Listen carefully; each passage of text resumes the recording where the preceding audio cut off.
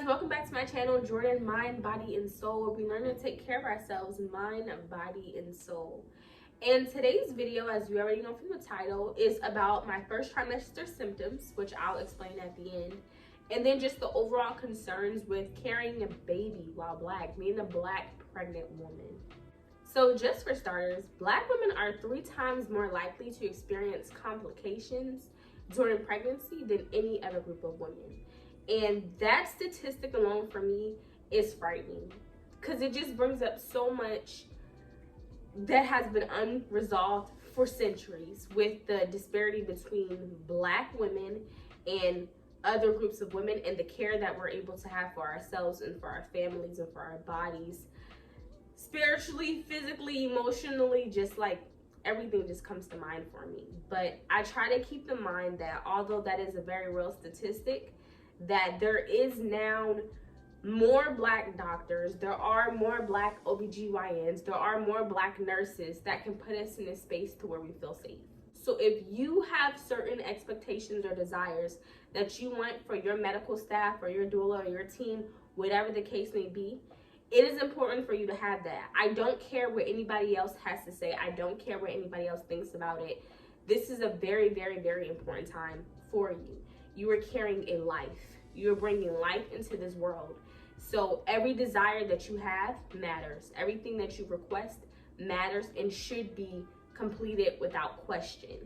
And so it's important to acknowledge that there is a disparity between the medical treatment we receive and the medical treatment that other women receive. Now, the disparity in the numbers are something that, I've seen through the course of time from personal experience, but also just knowing our history, knowing enough about myself and our people, that to this day, people are still dealing with this. There's an actress, and I'm looking at my notes, yes, Cassandra Freeman. So Cassandra Freeman is the mother on the new series Fresh Prince, of Bel-Air. The show Bel-Air, the lady who plays the mother, her name is Cassandra Freeman. And she shared the story, her personal story was that she's a Black woman and she's married to a white man. And she was telling the nursing staff and the doctors, wherever she was letting them know that she was uncomfortable. Like, she's like, oh, I'm not feeling, this doesn't feel good, or she was in pain, or whatever the case may be. She was telling them, I don't feel good, like this doesn't feel normal, whatever the case. And they were like, oh, okay, and kind of brushed it off. And then, she, complained again, I'm not feeling good. I'm not feeling, something's wrong. And then again, they just kind of brushed it off, like, oh, no problem. But then her husband, who was a white man, was like, hey, she's not feeling good. Whole team, whole staff was on board, like, okay, hey, she's not feeling good. And it's like, the fact that we still have to battle that makes me feel, 1, uncomfortable, because I don't just want to be in any facility.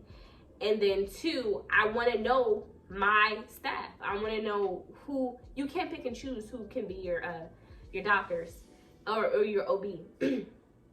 So I do want to feel that level of comfort.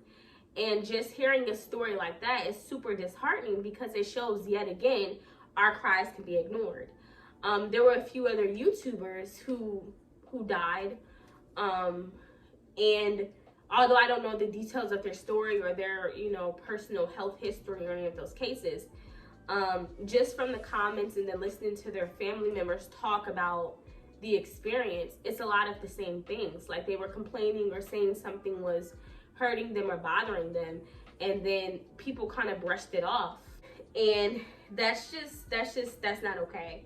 So for number 1, it is a wonderful thing to be able to bring life into this world, but along the way, along the journey, I need people who care. I need people who see more than just a Black girl. I need someone who sees me, who sees my experience, and who's going to be there and willing to help me. To kind of segue into that, I also had a bad experience one time with an OBG. I believe that was her title. I don't know what she really was, but it was when I was in college, and I went to the doctors, And this is when I was still learning, you know, how to be an adult, how to take care of myself, how to take care of my body, and, you know, dealing with issues, you know, down, you know. So I went to the doctors, and she was very, like, just her energy in general was off-putting. Now and again, that could just be who she is. It could have nothing to do with who I am. It could be, she could have been that because that's who she is to everyone. But you know energy, and I know myself, and I know when I'm receiving a certain amount of energy, and her energy was bad, not just because she's a bad person. She didn't like me, and I'm not trying to say it's because I was black, but I'm going to say it's because I was black. She just didn't like me. Had no prior conversations with this woman, listen, your body knows, your mind knows, your heart knows. When you feel something and you feel like someone's doing something to you for a specific reason, you're not wrong. That's what's happening. But to get to the story, while she was checking and examining me, instead of just looking at the case like a doctor should and be like, okay, well, you have, you know, this symptom, this symptom, this symptom, this. Well, more than likely, this is the problem. Let's give you this. Like, she was very, very, like, judgmental. So how did this happen? So what were you doing? So who, you know, blah, blah, blah, blah. Almost like a parent was ridiculing me. Like, it was bad. And then, like, when she went to check, like, she shoved the instrument in me. Like, it was a really bad experience. And even one of my friends was like, you need to report her. Like, that's not normal, because if she's doing that to you, there's countless other people that she has done it to or she's going to do it to. But whatever the case is, that's something that made me super, super, super determined to make sure that my self-care staff, my team, my medical team of any sort is black. That's when I started being more focused on finding black nail technicians, more focused on finding black hairstylists, more focused on just finding a team of black women, because I'm not saying that black women won't mistreat you. They could, but it's not because you're black. It's because they're mistreating you. And I didn't want to deal with that anymore. So that opened the door to me being very, very intentional when it comes to getting the health care that I need, as well as the staff that I want to take care of me. Okay, so here's a bit of story time. So with that in mind, in general, I always knew that when I was going to have children, I wanted a black team. I wanted a black nurse. I wanted a black OBGYN. I wanted a black, whatever it is, everything that I had to take care of myself, I wanted them to be black. And it's a mutual thing. I wanted them to get the love, recognition that they need, but I also want to feel like comfortable. I want to feel comfortable, and I do. So I'll get into that in a second. So when I first found out that I was pregnant, I was about 2 months already. So I was into the pregnancy to where it's like, okay, you need to be getting care already. So then the first thing that came to me was I needed to start looking for providers. Being in a smaller town, I was limited on the providers, because I already had black providers when I was in Houston. I didn't go to them as often as I should have, but I had them. I already knew who my team was. So when I came out here, I didn't have any of that yet. I didn't even have a black physician, so I had no idea. So I began searching, and then the different ones that came up immediately were either booked far in advance or weren't close to me. So then it got to the point where I was like, dang, like, I'm just gonna have to take whoever I can, because I think at that point I was beginning to get further along into the pregnancy. I think at that point I was probably even getting into like the 3-month period. I can't remember. I'm trying my best to remember, but the point is I was going a long period of time without receiving help, any type of prenatal checkups, and that concerned me. So then I just researched one place. No. That's not what happened. I'm sorry. Okay, so I was researching for black doctors. All of the black OBs that I wanted were either out of town or booked too far in advance. I needed somebody now. So we ended up going to a kind of like a Christian-based facility here that helps you find other resources. So when we went there, one of the resources that they gave us is to have a nurse, and we still have the nurse. She comes to the house. So the nurse comes to the house to check on you. Now, before I was assigned a nurse, the person helps you find other medical staff that you need. So I reached out to her, and she gave me a list of places to call. The place that I ended up calling, I called them because they were closest to me. All the other places were further away. They were closest to me, and when I did my online research, I saw that they had Black staff. I wasn't able to like schedule with them specifically, because the first time you're scheduled, you get whoever. But I was able to schedule there, and I'm like, okay, well, at least there's a Black staff there. So if anything happens where I don't like it, I can say, hey, I want to switch to this person. So that's why I said, let me pick this place. Because I looked, they had a Black nurse practitioner. So I said, let me go here. When I went there, on my very first visit, the very first visit, the first person who helped me was this beautiful lady. I think she's Mexican. She's adorable. She's so sweet. She helped us. And then after her, the OBG came in. My heart pounded, my face lit up. Joy just swept the room. Black woman, okay, she's probably, she's either 2 years younger than me or 2 years older than me. But she's right there in like that age group. I was just so freaking happy to see her. And then and again, this is just me putting out, remember, this is all me putting this out in the atmosphere. This is me putting it out in just in the universe, just because that's something I always wanted. That's something I manifested. I wanted a Black team. So that's step one. That just happened to happen, but I was very intentional for a very long time. I know what I wanted, and I wasn't gonna stop short of it. And so she was the OBG. And then I found out later that the practitioner that I have is a Black woman as well. And so that just made me excited. And I haven't even met the practitioner yet. I think I meet her on the next visit. But she's a Black woman as well.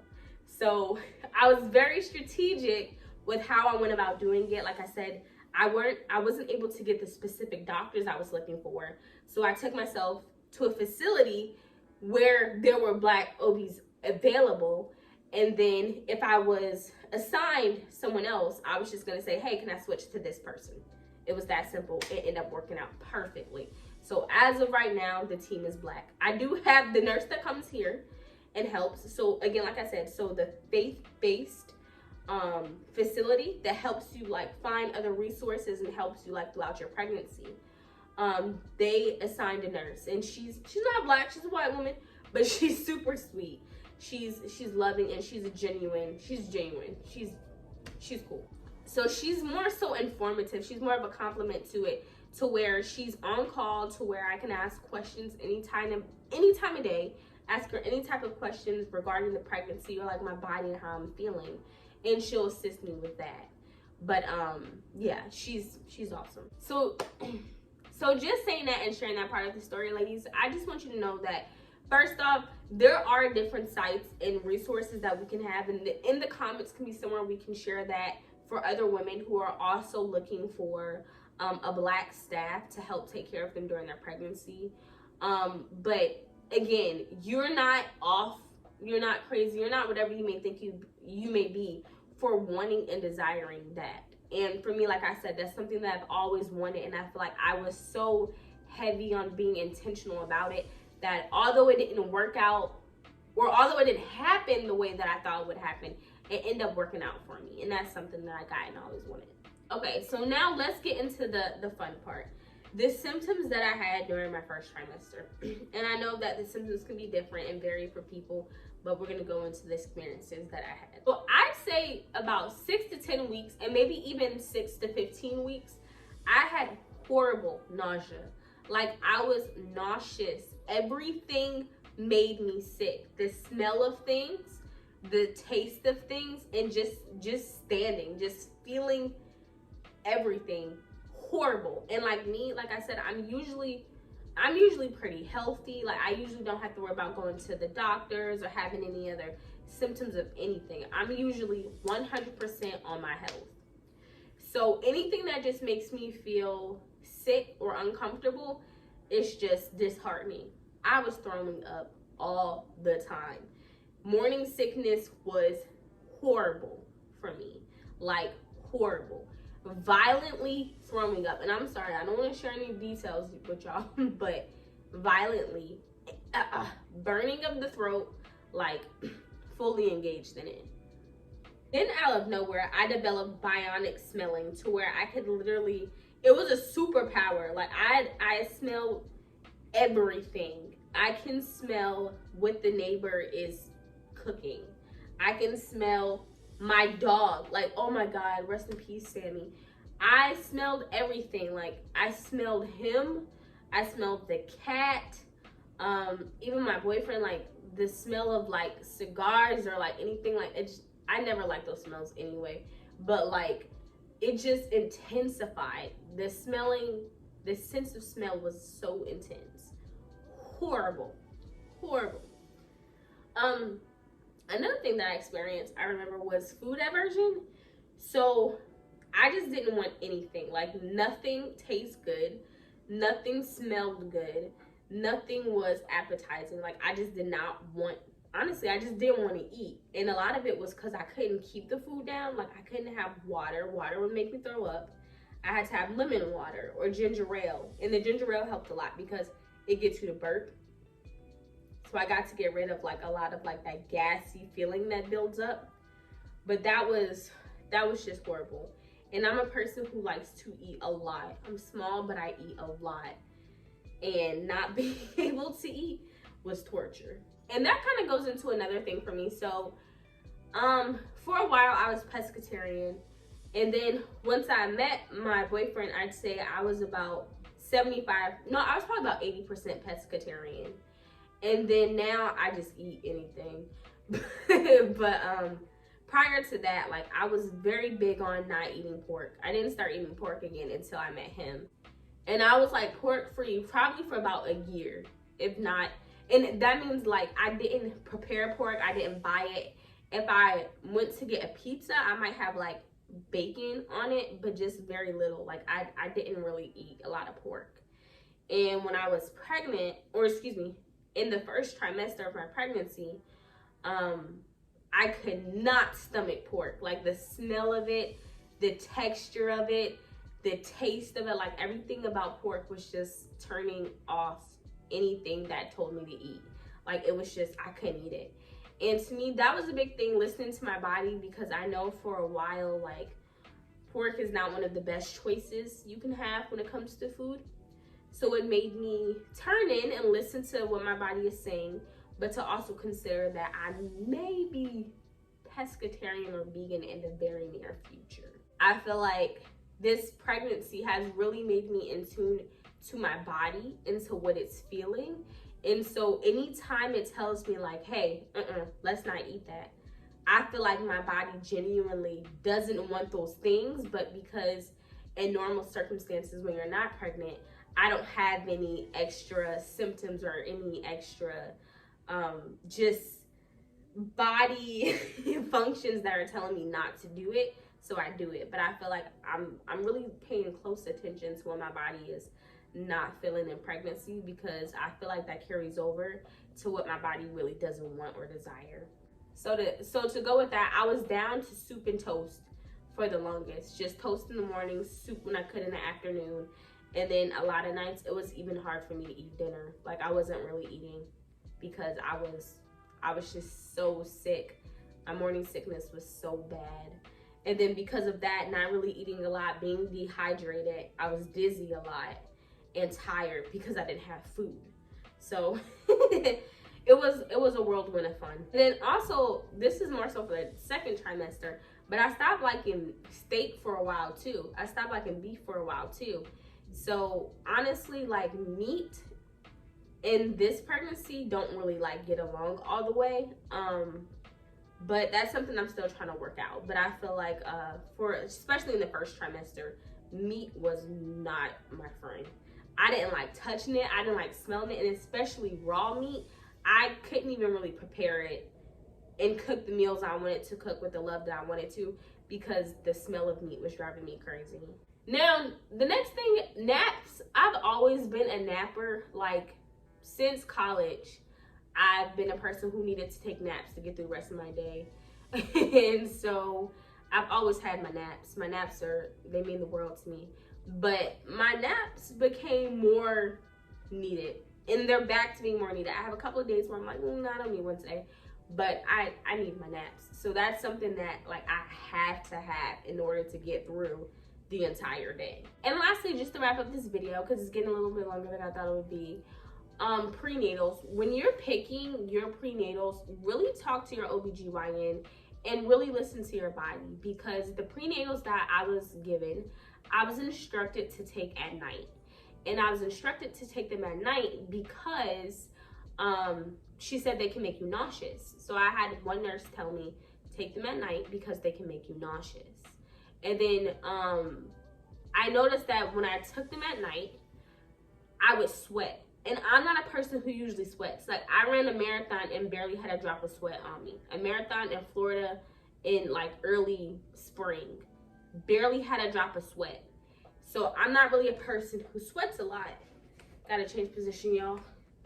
I'm not really a person who sweats a lot.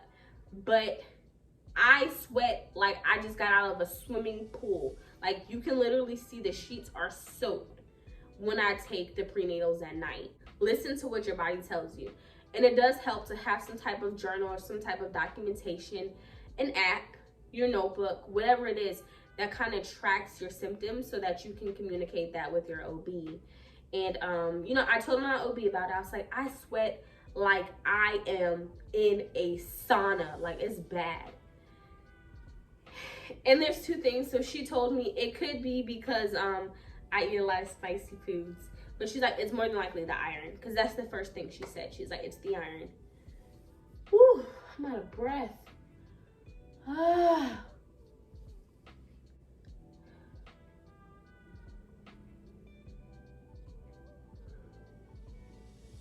So I remember telling my OB, I'm like, I'm sweating like crazy on nights that I take the pills. And that's how I knew it was the pills, because like early in the first trimester, there would be nights that I would skip just because I was being like, unfortunately, I wasn't being very, very on top of it. And so I would skip it, and those nights I would be fine. And then the nights that I would take it, I would sweat like crazy. And so that's when she said the levels of iron inside the prenatals are what can make you sweat. So the biggest thing that you can do is listen to your body. Your body knows best, and then use that to communicate with your OB or your team, whatever the case may be, so that you can have the best care necessary. But me sweating like that was not working. So now I take my prenatals during the day, and I don't sweat. They don't make me sweat like they did when I take them at night, but they make me very, very, very, very thirsty. So make sure you're communicating with your OB so that you can take the prenatals that are best for you. That's just my little tad of advice there. But guys, thank you for watching, because I am getting out of breath and I'm about to lay down because I'm tired. And a video will be coming about the second trimester. And I'm on my way into the third. Well, actually, I'm in the third now. Thank you guys for watching, and feel free to ask any questions or share stories if you can relate or if you can't relate at all. Okay, so thank you guys for watching. Feel free to ask any comments or start a conversation in the comments, just for your personal experiences with pregnancy as a Black woman, or if you were to now experiencing pregnancy, or questions. This is our space to safely share that information, but to also help and educate each other, guys. Thank you for watching. Don't forget to take care of yourself, mind, body, and soul, and I will see you in the next video. Bye.